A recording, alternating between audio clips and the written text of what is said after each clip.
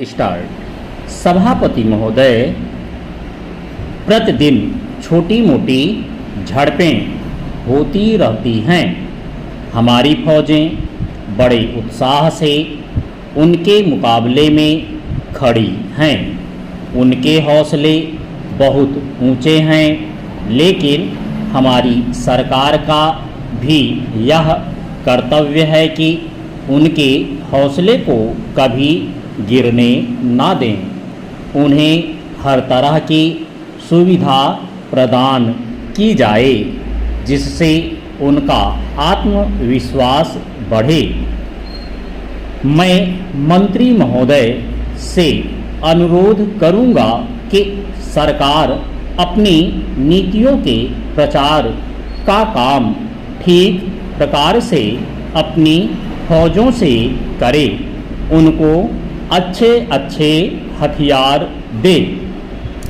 अनुसूचित जातियों और आदिवासी जातियों के आयुक्त ने जो अपना प्रतिवेदन प्रस्तुत किया है, उस प्रतिवेदन को देखने से यह प्रतीत होता है कि इसको तैयार करने में उन्होंने बहुत परिश्रम से कार्य किया है। इसके लिए मैं उनको और उनके सहयोगियों को धन्यवाद देता हूँ, परंतु साथ ही साथ इस प्रतिवेदन के संबंध में कुछ आवश्यक निवेदन भी करना चाहता हूँ।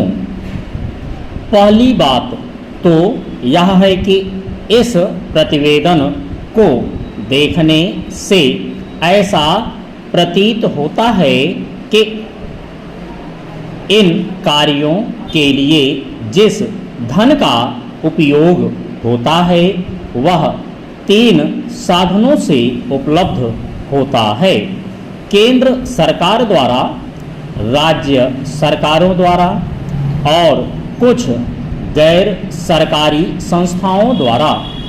प्रतिवेदन के अनुसार जितना धन इन कार्यों पर व्यय करने के लिए दिया जाता है, उतना धन पूरी तरह से व्यय नहीं हो पाता।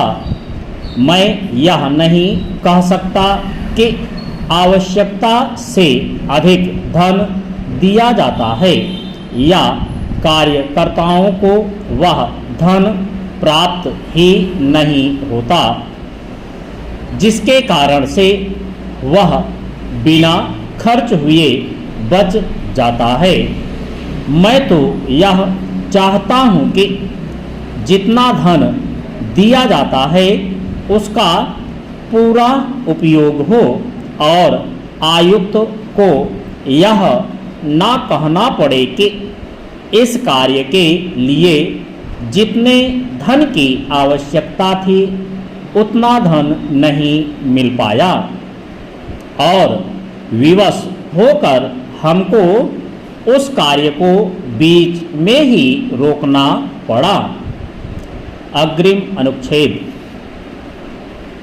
जहाँ तक राज्य सरकारों का संबंध है, बहुत सी राज्य सरकारें अभी तक इस कार्य में असावधानी से काम ले रही हैं और इस कार्य को उपेक्षा की दृष्टि से देखती हैं। आयुक्त ने इस बात की शिकायत की है कि बहुत सी राज्य सरकारों ने अनेक पत्र भेजने के बाद भी अभी तक अपनी रिपोर्ट नहीं भेजी है। मैं चाहता हूं कि सरकार इस तरफ निष्ठापूर्वक ध्यान दे।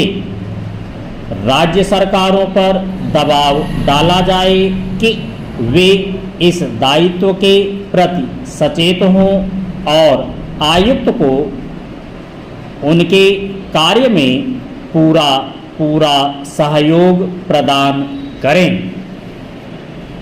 सभापति महोदय, किसानों की उपज की आप ना अधिक कीमत दे सकते हैं।